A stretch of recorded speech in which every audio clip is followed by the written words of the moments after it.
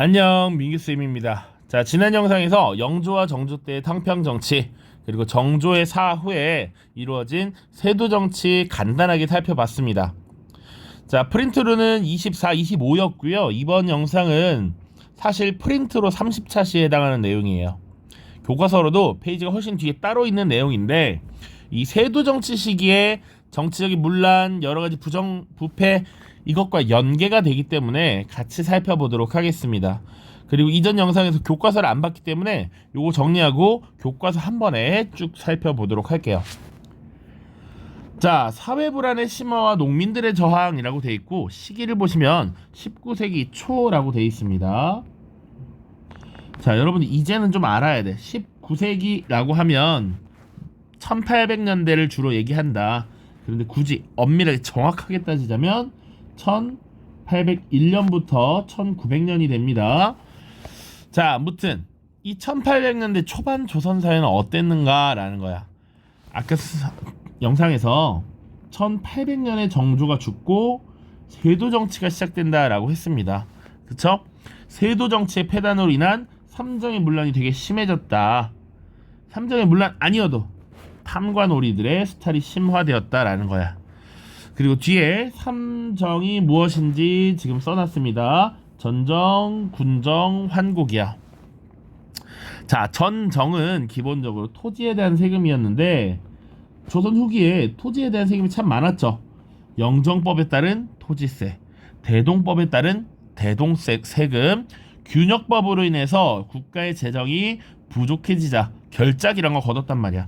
엄청나게 많았는데, 거기다가 원래 내야 될 세금에다가 각종 또 부가세를 더 거둡니다. 자, 보관료, 운송료, 그리고 뭐 어쩌고 저쩌고 각종 잡다한 세금을 더 내야 된다라는 명목으로 평소 걷어야 될 것보다 더 많이 납부하도록 했어. 그래서 백성들이 먹고 살기 힘들었대. 전정이야. 자, 군정은 원래 군포죠. 군포. 원래 군역의 의무는 15세 이상의 남성 그리고 60세 이하의 남성이야. 60세 미만의 남성이야. 어느 정도 군사로서 역할을 할 수 있는 사람들에게 군역의 부담을 주었고, 그리고 대신 군포를 납부하도록 했습니다. 근데 어떤 문제가 발생하느냐? 조선 후기가 되면 국가 재정이 악화되어서 이것을 해결하기 위해 납속책이라든지 공명첩 발급 이런 것들을 합니다. 국가에서 돈을 내면 신분을 상승시켜주는 일도 있었어. 그러다 보니까 양반들이 늘어나. 군포를 납부하지 않아도 되는 양반이 늘어나고 일반 상민들이 쭉 줄어들게 되는데, 이때 줄어든 군포 대상을 메꾸기 위해서 시체, 이미 죽은 사람에게도 군포를 납부하는 백골증포, 혹은 깐나내기에게도 군포를 납부하도록 하는 황구첨정 같은 말도 안 되는 일이 벌어지게 됩니다. 이것이 군정이야. 그래서 우리 교과서에 있는 애절량이라고 하는 자료도 한번 볼 겁니다. 자, 그 다음 환곡은 원래 빈민구휼제도로서 만들어졌던 것이에요. 그러니까 봄에 먹을 것이 부족할 때 쌀을 빌렸다가 가을에 추수철이 되면 갚도록 하는 거야. 대출 혹은 대여 사업이라고 보시면 되는데, 이 수령들이 이것을 이제 돈 벌기 위한 수단으로서 활용하는 것이죠. 그래서 이자를 굉장히 높게 받아 고리대로서 백성들을 수탈하고요. 심지어는 빌리지 않은 사람에게 빌려줬다고 해서 강제로 뜯어가거나 아니면 강제로 빌려주거나 뭐 이런 모습들도 많습니다. 그래서 백성들에게 가장 힘들었던 것은 환곡이었다. 뭐 이렇게 또 볼 수도 있습니다. 그래서 이 삼정의 문란이 농민들의 삶을 피폐하게 만들고 힘들게 만들어, 그러다 보니 농민들의 저항의식을 계속 불러일으키게 됩니다. 안 그래도 지금 힘든데 자연적인 조건도 도와주지 않네요. 자연재해, 전염병 이런 것들이 막 발생하면서 농민들의 몰락이 더욱 심화되는 모습이었다. 자, 이런 과정에서 농민들은 사실은 이에 대한 저항을 시작하게 됩니다. 그래서 농민들이 소극적으로 처음에 저항해. 벽에다가 누구누구 나쁜 놈, 누구누구 저주할 거야, 이거 잘못된 거야, 고쳐줘. 아니면 글귀를 걸어놔. 이런 것들 벽서, 괴서 이렇게 표현하고요. 혹은 너무 억울합니다. 가서 청원하는 거야. 청원. 지금 국민청원 했듯이 소청이라고 하는 걸 하기도 하고요. 혹은 이거 못 살겠다. 그래서 지주들에게 소장료를 낮춰달라라고 하는 항조, 그리고 세금 납부를 거부하는 거세 등도 나타납니다. 교과서에 다 있는 부분. 그러다가 이제 적극적으로 한번 빵 터지는 거야. 이 농민들의 봉기가 발생합니다. 대표적인 농민봉기 두 가지가 있어서 요걸 좀 언급을 할게요. 첫 번째, 홍경래난입니다. 홍경래난 19세기 초고요. 배경 심플합니다. 평안도 지역에 대한 차별. 이 지역이 혹은 서북 지역이라고도 표현합니다. 우리 한반도 지역에서 서북쪽에 해당해. 서북 지역에 대한 차별. 이 지역 출신들은 높은 관직에 올라가는 경우도 적었고요. 세금도 많이 납부했고요. 되게 상대적 차별을 많이 받았어. 그리고 사회적으로도 이 평안도 출신을 무시하는 경향이 강해. 그러다 보니까 쌓이고 쌓였어. 막 분노가 쌓이고 있는데 이런 세도 정치 시기 수탈도 막 일어나게 되죠. 더 이상은 못 참아 들고 일어난 겁니다. 이를 주도했던 것 몰락한 양반 홍경래가 있고요. 그리고 요새 함께 교과서에 많이 언급되는 서울 출신의 우군칙이라는 인물도 같이 좀 봐두시면 좋겠습니다. 자, 과정 보시면 평안도의 가산이라는 지역에서 봉기를 일으켰고요. 지도 교과서에서 볼 텐데 청천강 이북 지역을 점령했습니다. 그래서 대표적인 지역 거기 지도 보면 선천이라든지 정주 지역이 나옵니다. 자, 그런데 사실은 한 5개월 정도 저항하다가 결국 관군에게 진압돼요. 그래서 마지막에 패배한 곳이 이 정주성이기도 합니다. 자, 이 홍경래에는 결국 5개월 만에 진압은 됐지만 어쨌거나 지금 이 세도 정권이 약간의 경각심을 느끼게 되는 배경이 됩니다. 아, 이렇게 백성들을 수탈하면 얘네들이 들고 일어날 수도 있구나라는 것을 알게 되는 것이죠.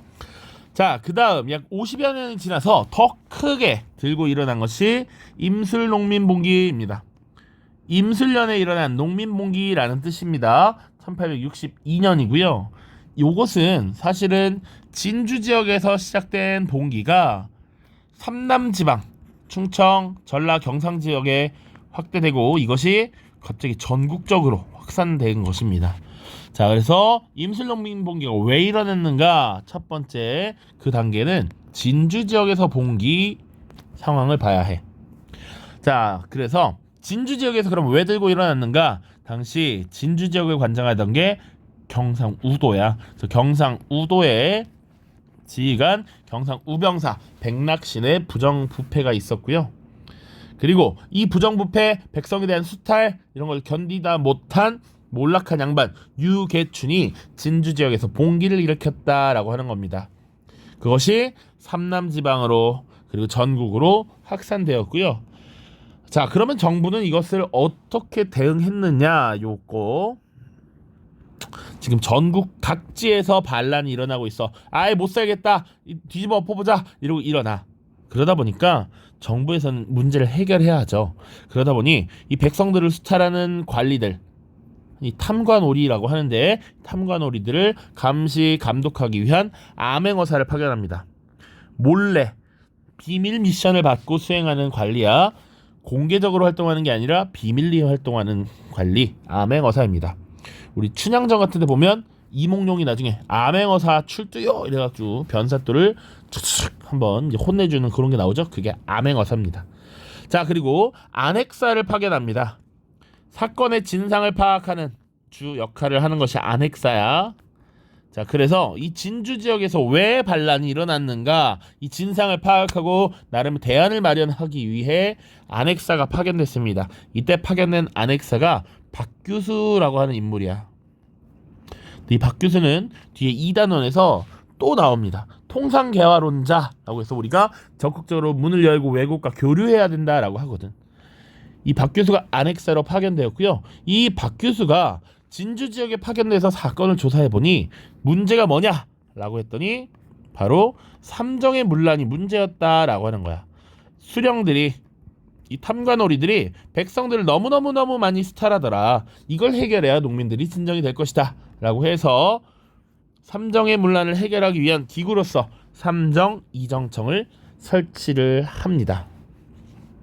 그러나 실질적으로 개혁이 성공하지 못했다, 실패했다 정도까지 정리를 해두면 돼요. 자, 이제 대략적인 내용 다 봤고요. 교과서 잠깐 보고 정리를 하겠습니다.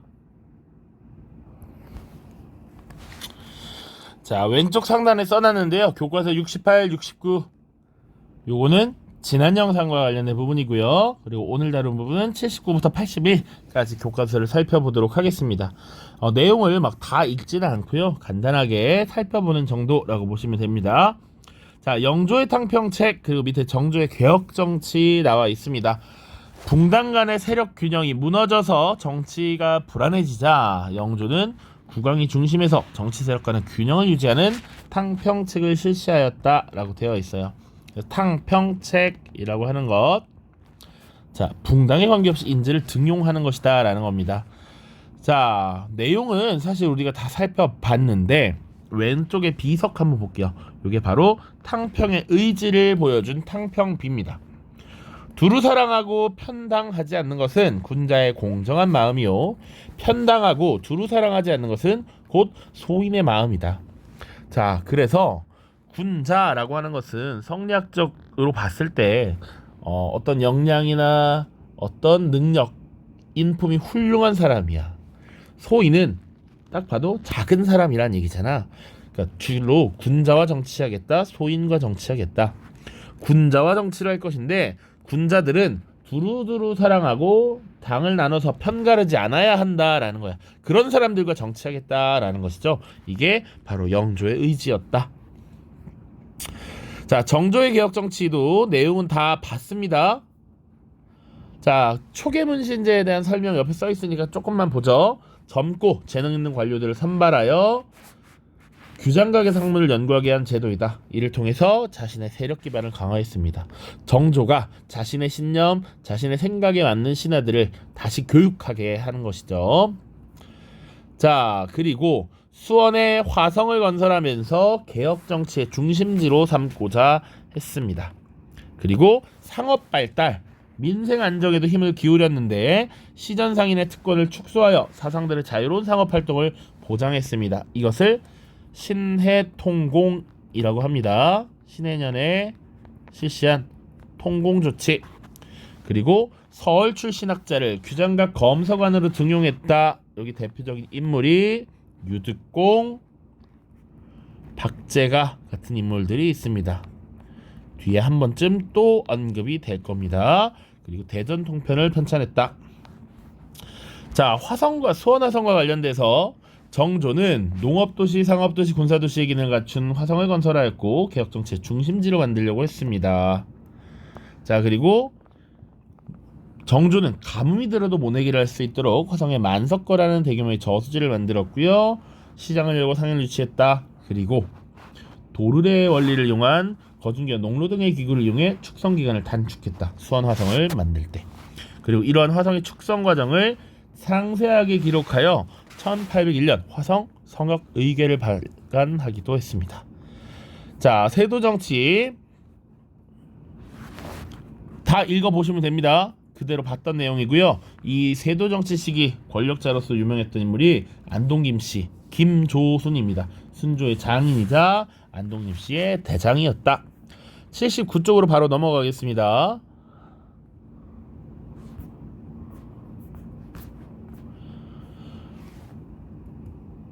자, 농민의식의 성장으로 농민봉기가 일어난다. 선생님이 이 부분은 좀 많이 생략을 해서 교과서를 조금 더 자세하게 읽어볼게요.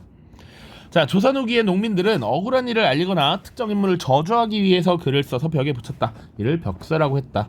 주로 농민들은 벽서를 통해서 지배층의 수탈에 저항했는데 장시나 포구, 마을 입구나 관아의 대문, 장승 등 사람들의 주의를 쉽게 끌 수 있는 곳에 주로 이것을 남겼다라고 하는 것이죠. 자, 사회불안의 심화입니다. 사회불안의 심화. 19세기 초에 사회가 어떻게 불안했는가. 자, 세도정치 시기에 삼정의 문란으로 고통이 심하였고요. 경작되지 않는 땅에 세금이 부과되기도 하고 각종 부가세까지 더해지면서 농민들은 법으로 정해진 것보다 훨씬 많은 액수를 부담했습니다. 이 땅에 대한 세금, 이 고통을 삼정 중에서 전정이라고 합니다. 전정.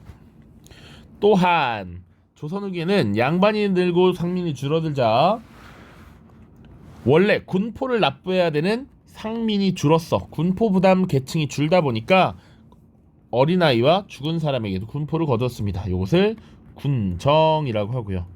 특히 어린아이에게 납부하도록 한 걸 황구첨정이라고 하고, 죽은 사람에게 군포를 납부하도록 한 거 백골징포라고 합니다. 자, 그러다 보니 농민들은 군포의 부담에서 벗어나기 위해 노비로 위장하거나 양반으로 신분 상승을 꾀하기도 했습니다. 삼정 가운데 환곡의 폐해가 특히 심했는데 환곡을 고리대 형식으로 운영해서 백성의 부담을 더했고요. 수령과 향리의 부정이 심해지면서 환곡을 빌리지 않았는데 이자를 내야 하는 경우도 있었습니다. 자, 옆에 삼정의 문란과 관련된 자료 보겠습니다. 자, 작품의 명은 애절량이야. 정약용이 지은 한시입니다. 정약용. 정약용은 수원 화성건설에도 일조를 했는데요. 정말 만능 엔터테이너입니다. 못하는 게 없는 능력자였어. 읽어볼게요. 노전마을 젊은 하나 그칠 줄 모르는 통곡소리. 시아버지 상복 막 벗고 갓난아기는 배냇물도 마르지 않았는데 3대가 군적에 실리다니 아무리 호소해도 문지기는 호랑이 같고 이정은 으르렁거리고 마곡간 소마저 몰아가네. 칼을 갈아 방에 들자 자리에는 피가 가득 자식 낳아 군액당한 것 한스러워 그랬다네 라고 되어 있습니다. 자, 보면 지금 젊은 아낙네가 열나 울고 있다. 왜 우느냐 라고 했을 때 시아버지 상복 막 벗었대. 시아버지의 상복을 벗었다는 건 시아버지가 지금 어떻다, 돌아가셨다라는 거야. 돌아가셨어. 그리고 깐나라기는 아직 배냇물도 마르지 않았대. 자, 지금 깐나내기와 시아버지 그리고 남편까지 3대가 군적에 실렸다는 거야. 시아버지, 나의 남편, 아들 3대가 군적에 실렸다. 그러다 보니 군적에 실리면 군포를 납부해야 되거든. 군포. 자, 여기서 군액 당한 것이라고 하는 건 군포입니다. 군액이라고 하는 군포와 동일어야. 자, 그래서 자, 지금 군포를 납부해야 되는데 군포를 납부하지 못하니 지금 문지기와 이정, 이건 향리를 의미해 이들이 마국간에 소를 막 가져가더라 이거야. 그래서 열나 슬퍼했다, 피가 막 났다는 건 뭐 자결했다, 할복했다 이런 게 아니고요. 여기서 애절량의 뜻이 슬퍼하다라는 것이고, 슬퍼하며 끊었다, 절단했다, 양, 이 남성의 기운 양기, 성기를 말합니다. 그래서 슬퍼하면서 남자로 태어난 것을 슬퍼하며 거시기를 잘냈다 이런 의미입니다. 이것이 당시 군정의 문란을 보여주는 대표적인 사례였다. 자, 그렇게 지금 19세기 조선은 살기 어려운 이런 모습을 보였는데 이 와중에 이제 농민들의 의식이 성장하면서 저항하는 모습이 나타난다라는 거야. 자, 농민들은 사회 문제와 지배체제의 모순을 깨닫고 저항하기 시작했습니다. 처음에는 소청이나 벽서, 투서 등 소극적인 형태로 불만을 드러냈어요. 소청은 가서 청원하는 거야. 읍소하는 거야.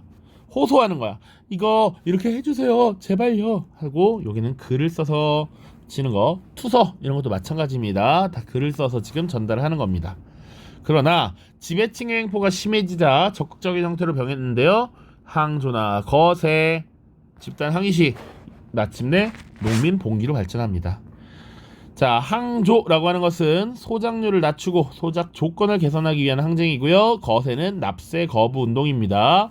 자, 애절량 받다고 해서 거세가 그 거세가 아니다. 자, 특히 상품화폐 경제가 발달하면서 요호부민의 불만이 컸대요. 요호부민이 뭔지도 나와 있어. 농민 중에서 지주로 성장한 사람 혹은 상인, 광업, 공인 등 다양한 분야에서 부를 축적한 농민들, 이들을 보통 요호 혹은 요호부민이라고 표현을 했습니다. 자, 이제 어느 정도 경제력을 쌓고 사회적 지위를 높였는데 경제력은 갖추었지만 여러 특권에서 배제되었어. 그러다 보니 불만이 쌓여. 그리고 환곡이나 도결 등으로 지배층에게 과도한 수탈을 당했습니다. 자, 도결은 전정의 문란으로 그냥 보시면 됩니다. 전정의 문란, 전정의 일부였습니다. 자, 다음 홍경래의 난 볼게요. 홍경래의 난 1811년이었고요. 몰락한 양반 홍경래가 주도했습니다. 지역은 평안도 지역이었다. 이 지역은 중국 무역의 통로로서 상공업도 크게 발달하고 광산도 많아서 새롭게 부를 갖춘 요호들이 늘어났다 이거야. 그런데 정부가 평안도 지역을 차별하고 상공업 활동을 통제하면서 세금을 과도하게 부과하자 불만이 쌓였습니다. 몰락한 양반이었던 홍경래, 그리고 서울 출신인 우근칙 등이 여러 계층들을 모아서 평안도 가산에서 봉기를 하였고요. 탐관오리의 수탈, 평안도에 대한 차별에 반대하면서 청천강 이북 지역을 점령하였습니다. 그러나 5개월 만에 진압이 되었다. 자, 그 다음 임술농민봉기 보세요. 여전히 조선사회에서 불안은 계속되었고 수탈은 가혹하게 이루어졌다. 자, 그러다 1862년에 진주 지역에서 몰락한 양반 유계춘을 중심으로 경상우병사 백낙신의 부정부패에 항의하는 농민봉기가 일어났습니다. 농민들이 진주성을 점령했고요. 관할을 습격해서 세금을 납부해야 될 명단이 있어 이 조소대장을 없애고 양반 지주들의 집을 불태우기도 했죠. 이후 삼남 지역으로 퍼졌고 그 다음 전국적으로 확산됐다. 그래서 이것이 임술농민봉기라고 불리게 된 것입니다. 자, 당황한 세조 정권은 암행어사와 안핵사를 파견했고요. 삼정의 문란을 해결하기 위해 삼정 이정청을 설치했지만 결국 근본적인 해결을 하지 못했다라고 하는 것까지 보시면 됩니다. 지도도 나와 있는데 여기 지금 청천강 이렇게 흘러가고 있고요. 청천강 이 북지역에 지금 반란이 일어났다. 대표적인 도시 여기 가산, 정주, 선천 뭐 이런 정도 보시면 되겠습니다. 가산에서 봉기하였고 이후 청천강 이북지역 장악, 정주성에서 최후로 패배를 하게 되었다. 그리고 진주 농민봉기, 임술 농민봉기의 시작이었다. 그리고 전국적으로 지금 봉기가 쭉쭉쭉쭉 일어나고 있죠. 자, 이렇게 보시면 되겠습니다. 자, 모두 고생. 이거 자료 볼까요? 자료만 보고 끝냅시다. 자, 홍경래의 경문입니다. 평서대원수는 이 홍경래를 평서대원수라고 호칭했습니다. 급히 경문을 띄우더니 관서지역의 부로자재와 공사천민은 모두 이 경문을 들어라. 조정에서는 관서지역을 썩은 흙과 같이 버렸다. 심지어 권세 있는 집의 노비들도 서토 평안도 사람을 보면 반드시 평안도 놈이라고 무시한다. 이거 억울하다. 그러니까 우리들의 이 봉기 반란에 호응해라 라고 하는 거야. 왜 일어났다? 평안도 지역에 대한 차별. 평안도 지역에 대한 차별 때문이야. 자, 자료 2번이야. 진주농민봉기의 양상. 근본 진주의 난민들이 소동을 일으킨 것은 전 우병사 백낙신의 탐욕 때문이다. 진주농민봉기가 왜 일어났는지 배경 설명을 하고 있습니다. 오케이? 자, 두 번째, 공주부 농민의 요구사항. 세민은 항상 칠량 오전으로 정하여 거둘 것. 세금으로 거두는 쌀입니다. 전정을 너무 과도하게 거두니 적당히 딱 정해서 고정액을 거두어라 라고 하는 거고요. 각종 군포를 농민에게만 편중되게 부담시키지 말고 각 호마다 균등하게 부담시킬 것. 이것을 군정이라고 합니다. 그러니까 지금 이 자체가 군정이라는 게 아니라 전정의 문란, 군정의 문란 때문에 이런 것들을 요구했다라는 것이지.